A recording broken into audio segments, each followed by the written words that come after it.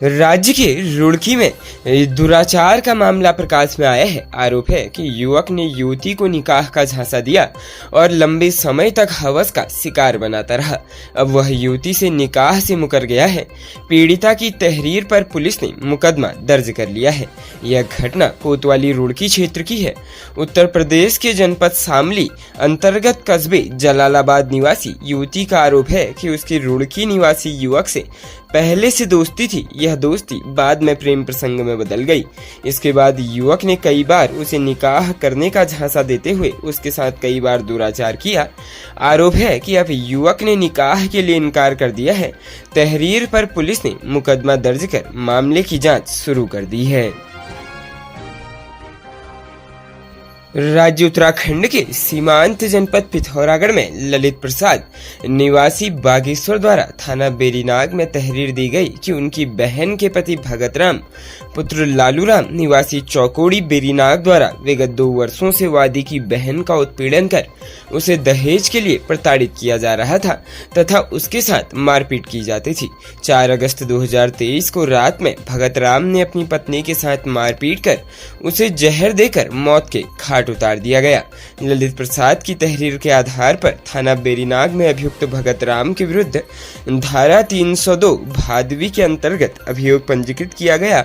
मामले की गंभीरता को देखते हुए पिथौरागढ़ के पुलिस अधीक्षक लोकेश्वर सिंह के आदेश पर प्रभारी निरीक्षक बेरीनाग प्रभात कुमार के नेतृत्व में पुलिस टीम त्वरित कार्रवाई करते हुए अभियुक्त भगत राम पुत्र लालू राम निवासी चौकोड़ी थाना बेरीनाग जिला पिथौरागढ़ उम्र 35 वर्ष को चौकोड़ी से गिरफ्तार किया गया। पुलिस द्वारा अभियुक्त को माननीय न्यायालय में प्रस्तुत कर अग्रिम वैधानिक कार्रवाई की गई। प्रदेश के नैनीताल हाईकोर्ट से आज की बड़ी खबर सामने आ रही है। नैनीताल हाईकोर्ट ने इस पूरे मामले की सीबीआई जांच के आदेश दिए हैं। दरअसल उत्तराखंड के कार्बेट नेशनल पार्क में 6000 पेड़ों के कटान और अवैध निर्माण को लेकर दायर जनहित याचिका पर उच्च न्यायालय ने अपना फैसला सुनाया है। हाईकोर्ट ने मामले में सीबीआई जांच के आदेश दे दिए हैं। साथ ही खंडपीठ ने राज्य की जांच एजेंसियों से सीबीआई का सहयोग करने को भी कहा है।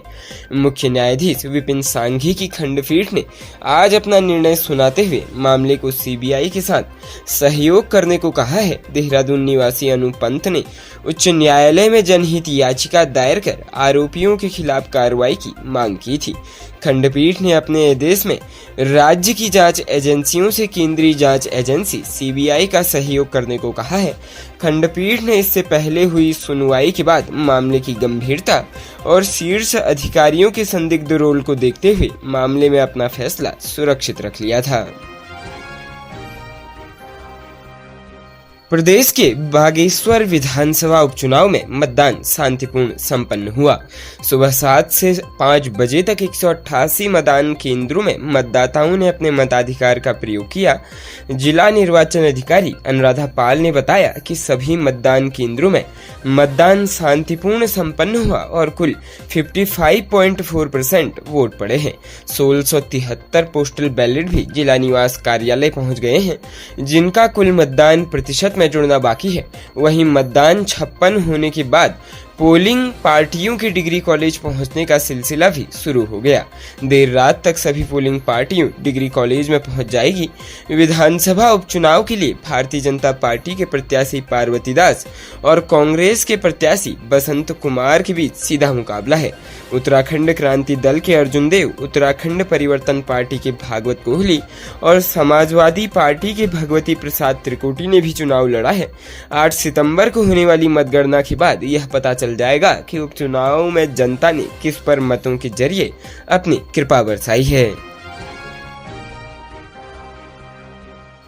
राज्य उत्तराखंड के जनपद हरिद्वार में रानीपुर कोतवाली क्षेत्र में शिक्षक दिवस के दिन एक नर्सिंग कॉलेज की प्रवक्ता का शव घर में संदिग्ध परिस्थितियों में फंदे से लटका मिला।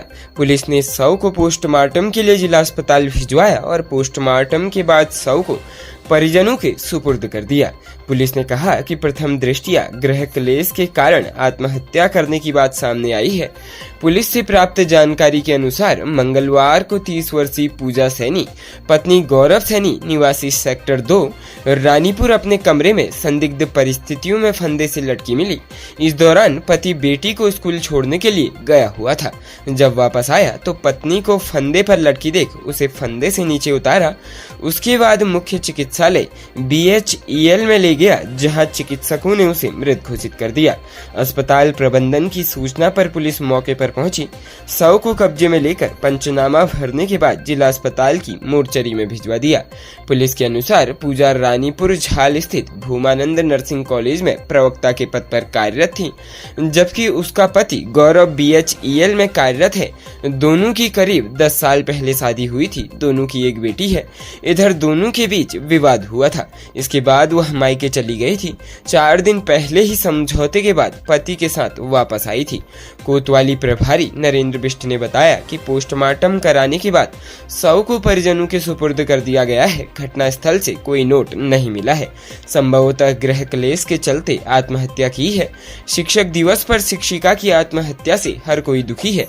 यह सूचना कॉलेज में पहुंची तो साथ ही शिक्षकों में भी दुख की लहर दौड़ गई है। छात्राओं सहित जिसने भी इस बात को सुना वह दुखी हो गया।